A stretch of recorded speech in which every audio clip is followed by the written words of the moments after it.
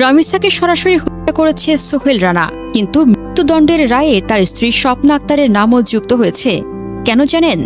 বিচারক রায়ে স্পষ্টভাবে উল্লেখ করেছেন, ভয়াবহ ঘটনাটি যখন ঘটছিল তখন স্বপ্না ঘটনাস্থলে উপস্থিত ছিলেন। তিনি শুধু ঘটনাটি দেখেছেন তাই নয়, নিজের স্বামীকে বাধা দেওয়ার কোনো চেষ্টা করেননি, বরং আদালতের মতে তিনি অপরাধ সংগঠনে সহযোগিতা করেছেন এবং পরবর্তীতে অপরাধের আলামত গোপন ও স্বামীকে পালাতে সহায়তা করেছেন।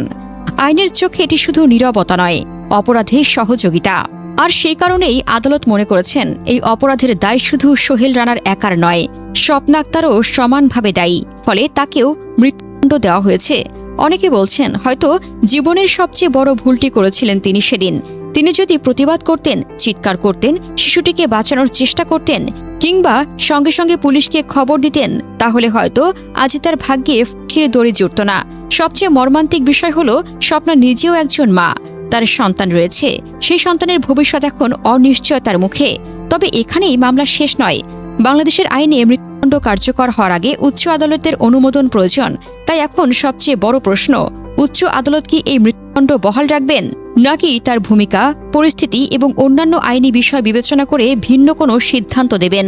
আইন বিশেষজ্ঞদের কেউ কেউ মনে করছেন, যেহেতু স্বপ্না সরাসরি হত্যাকাণ্ড ঘটায়নি বলে অভিযোগ, বরং সহযোগিতার অভিযোগে দোষী সাব্যস্ত হয়েছেন, তাই উচ্চ আদালতে তার সাজা নিয়ে বিস্তারিত পর্যালোচনা হতে পারে। তবে অন্যদিকে আদালতের পর্যবেক্ষণ হচ্ছে, একটি নিষ্পাপ শিশুকে বাঁচানোর সুযোগ থাকা সত্ত্বেও তিনি কোনো পদক্ষেপ নেননি।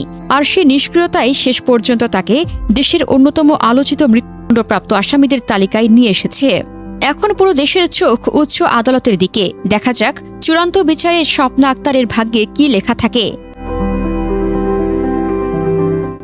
এদিন সোহেলকে কেরানীগঞ্জ কেন্দ্রীয় কারাগার থেকে এবং স্বপ্নাকে কাশিমপুর কেন্দ্রীয় কারাগার থেকে আদালতে আনা হয়। তাদের আদালতের হাজতখানায় রাখা হয়।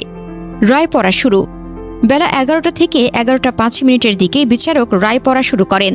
রায়ের বিস্তারিত ঘটনা, সাক্ষ্য প্রমাণ ও পর্যবেক্ষণ তুলে ধরেন। এর আগে সোহেল রানা আদালতে নিজেকে দাবি করে ক্ষমা প্রার্থনা করেন। তিনি বলেন, স্যার, আমি নির্দোষ, আমাকে খালাস দিন, ক্ষমা করুন, আমার ছোট বাচ্চা আছে। তিনি ডলার নামে এক ব্যক্তিকে দোষারোপ করেন এবং বলেন যে ডলারই ধর্ষণ ও হত্যা করেছে। তবে তদন্ত ও স্বীকারোক্তিতে এ নাম আসেনি, যা আদালতে সন্দেহজনক বলে বিবেচিত হয়। তিনি স্ত্রী স্বপ্নাকে নির্দোষ বলে দাবি করেন। স্বপ্না আক্তার, যিনি সব অভিযোগ অস্বীকার করে বলেন, আমি কিছু করিনি, আমি নির্দোষ। তিনি নিজেকে সম্পূর্ণ নির্দোষ দাবি করেন। বিচারক উভয়কে মৃত্যুদণ্ড দেন। রায়ের পর আসামিদের কারাগারে নিয়ে যাওয়া হয়। রামিসার বাবা আব্দুল হান্নান মোল্লা রায়ে সন্তুষ্ট, তবে দ্রুত কার্যকর চান। আইনমন্ত্রী ও স্বরাষ্ট্রমন্ত্রী দ্রুত বিচারের প্রশংসা করে উচ্চ আদালতে দ্রুত নিষ্পত্তির আশ্বাস দিয়েছেন। আশা করা হচ্ছে 3 মাসের মধ্যে কার্যকর হবে। এই রায় দ্রুত বিচারের একটি ইতিবাচক উদাহরণ।